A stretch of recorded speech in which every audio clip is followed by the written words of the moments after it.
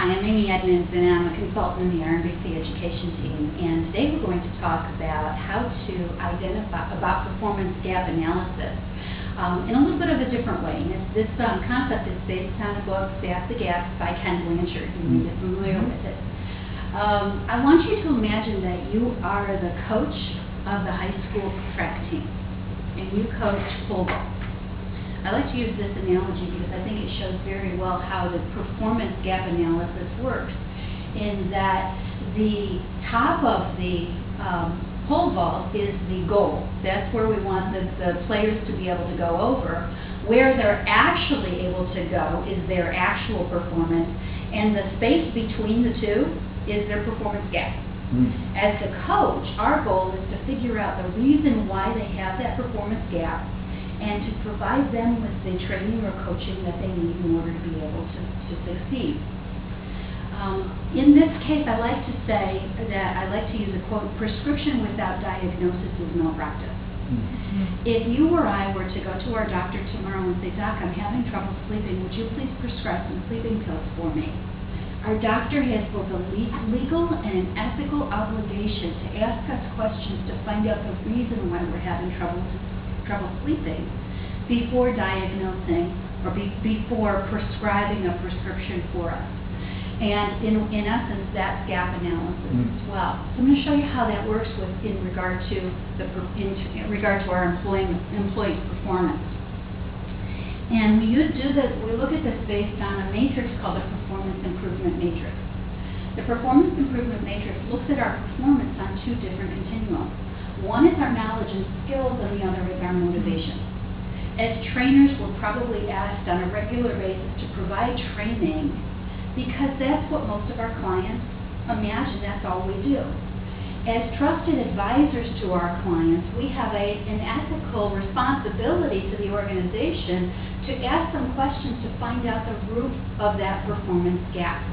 And it usually comes out in one of two ways, and that would be either motivation or knowledge and skills. So I'm going to go back to our coaching analogy, and that would be, I want you to imagine a couple of different players on your team. The first one being Barney.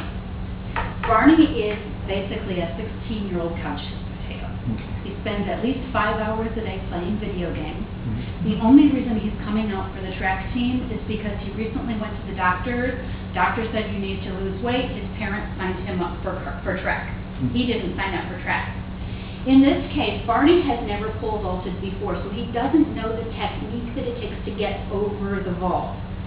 I would venture to say also, though, he's lacking motivation in that it's not what he really wants to do, it's what his parents want to do. So as his coach, a candid conversation with Barney and perhaps his parents about why are you here, and if he's truly motivated to get in shape, then there might be an opportunity to work with him. If we find that he's not motivated to get in shape, and we're going to spend an awful lot of time providing coaching and training, and we're not going to get anywhere.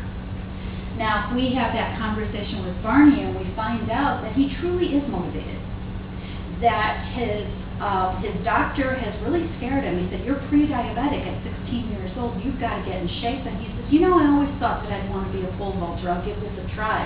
In that case, you may find that he is highly motivated, and that what he needs is knowledge and skill. Now, granted, if his body shape is not going to help him get over the bar, we may still find out that there's a capacity issue. So capacity could be a combination of whether or not he's ever been taught how to do it, and whether or not he's got the capability of doing it. Marshall, on the other hand, was last year's star pole vaulter. He worked out 3 times a day. He watched absolutely everything that he ate or drank, and he came in 4th at state. Found that to be very frustrating after working really hard and lost his motivation. Started spending all of his extra time with his girlfriend, picked up drinking, has picked up 30 pounds, and so now finds himself in a place where he's not able to get over the vault anymore. He knows how to do it. He has done it in the past. Or something that a lot of trainers would say is, could he do it if he had a gun to his head? If he could do it if he had a gun to his head, all the training in the world is not going to fix that. we need to help him find a way to get his motivation back. So things like standard incentives, feedback, coaching, that may help him to get his motivation back. Let's say that maybe he's got a different situation in that he is, let's say we've got another person, Willie. Willie both is one of our star players, has always done really well. He also knows how to do it. So he's done it very well. He's very motivated to do it, but is dealing with some really difficult situations at home. He's got a parent who's terminally ill, or he's got problems with his schoolwork. So he's got actually a situation where the conditions he's trying to perform in, hard as he tries, even though he knows what he needs to do, hard as he tries, he's not going to be able to overcome that. That may be a situation where some work with the guidance counselor to help him get through this tough patch may help him, may be more effective than providing him with more training on how to pole vault. So here's what I want to do with you. Now that we've talked about the model, I'd like to suggest that you think of someone in your organization who you know is capable of doing the job, but is not currently performing.